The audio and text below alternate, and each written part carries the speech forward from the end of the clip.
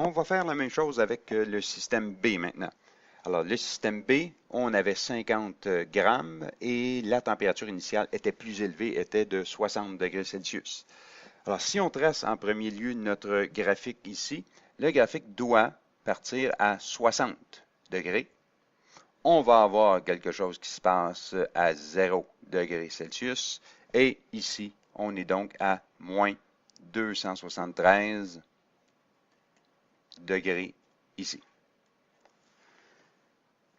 Donc, de la même façon qu'on avait vu l'autre se refroidir au départ, alors on va avoir une baisse de température de l'eau. Ici, on ne l'avait pas écrit tantôt, mais on pourrait dire que là, c'est seulement du liquide. C'est ma partie 1. Ensuite, le liquide va se congeler et ça, c'est notre partie 2. Ici, on va retrouver du liquide, mais aussi du solide. Et finalement, une fois que tout est solide, on va continuer à abaisser la température de la façon suivante. Et ça, c'est donc notre partie 3, où il n'y a présence que de solide. Si on calcule ici, donc notre énergie pour la première partie. Alors, pour la première partie, l'énergie Q1. Alors, on calcule ça en disant qu'il y a une variation de température. Donc, prenons notre formule M, c'est delta T. Et on y va plus rapidement ici, on a compris le principe. Alors, on a 50 grammes multiplié par 4,19 joules par gramme par degré et multiplié par notre variation de température qui sera moins 60 degrés Celsius. Ça va nous donner moins 12,6 kJ. Donc ça, c'est l'énergie qui sera perdue par le liquide lorsque le liquide passe de 60 degrés et qu'il se retrouve à 0 degrés Celsius. Ensuite, pour la deuxième partie, notre Q2, alors ça, c'est l'énergie pour faire, dans le fond, congeler notre eau. On va faire comme tantôt. On avait mentionné que pour une mole, on avait 6 kJ, c'est-à-dire moins 6 kJ parce que c'est une perte d'énergie. Moins 6 kJ pour 18 grammes. Donc, combien de kilojoules pour 50? On a ici 16,7 kJ qui se trouvent à être libérés à ce moment-là. Pour notre troisième section maintenant, alors on calcule ici l'énergie.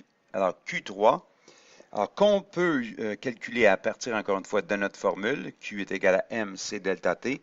Alors, la masse ici étant 50 grammes, on multiplie ça par notre 2,06.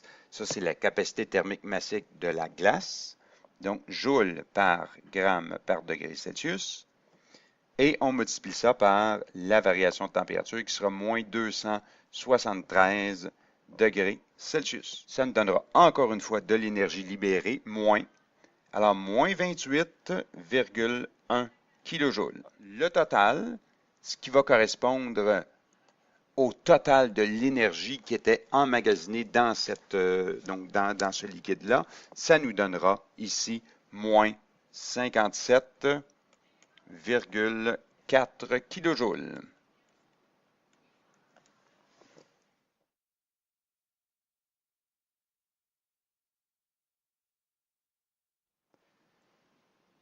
Bon, alors essayons de voir la signification de tout ça.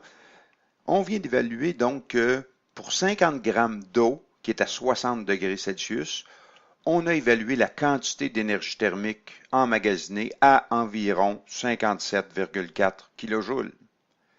On a fait la même chose avec 150 grammes d'eau, 15 degrés Celsius de départ, et la quantité d'énergie évaluée est de 143,8 kJ. Bon, maintenant, pour comprendre ce que ça signifie, on pourrait faire un petit calcul, que voici. Si on divise la quantité d'énergie totale, c'est-à-dire 57,4 kJ, par nos 50 grammes de substance, alors les 50 grammes d'eau qu'on a ici, on va obtenir 1,1 kJ par gramme.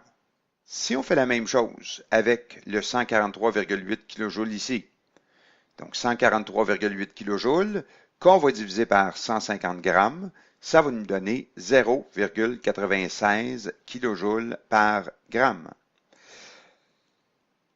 Alors, on s'aperçoit ici que la quantité d'énergie pour chaque gramme de substance est supérieure dans le cas où on est à une température de 60 degrés Celsius. Ce qu'on peut donc dire, c'est que si j'imagine, donc je ramène tout ça à 1 gramme, j'ai ici 1,1 kJ d'énergie emmagasinée dans mon gramme de substance qui est là, tandis que si la température est de 15 degrés, je n'ai que 0,96 kJ d'emmagasiné dans mon gramme qui est là. Alors, ce que ça veut dire, dans le fond, c'est que l'agitation, on peut le voir ici là, avec donc les petites flèches, l'agitation de mes molécules, lorsque la température est de 60, est supérieure à l'agitation de mes molécules lorsque la température n'est que de 15 degrés Celsius. Alors, une façon de voir les choses, c'est de se dire que l'énergie est plus concentrée, dans le fond, lorsque la température est plus élevée. Alors, la concentration de l'énergie, c'est le fait de dire que si, par exemple, je mets un thermomètre dans l'eau, ben, le thermomètre ne sera pas capable de me dire que là, j'ai 50 grammes d'eau. Le thermomètre, c'est bien évident, là, il n'ira pas lire la quantité d'énergie totale. Il n'ira pas lire le 57,4 kJ versus le 143,8 kJ. Dans le fond, notre thermomètre, ce qu'il va faire, c'est qu'il va évaluer l'agitation de mes molécules, donc à un endroit précis. Il va calculer notre énergie pour chaque gramme de substance, par exemple. Alors, de la même façon, si j'imagine une piscine ici, alors pour évaluer la température, si je mets soit mon pied ou encore mon doigt dans l'eau ici, ben, ça ne me donnera pas la quantité totale d'énergie emmagasinée dans ma piscine. Alors, si je mets mon doigt dans l'eau, je ne pourrais pas dire, tiens, c'est une 24 pieds ou c'est une 18 pieds. Alors, ça me donne une évaluation, la température, de la concentration, donc de l'énergie.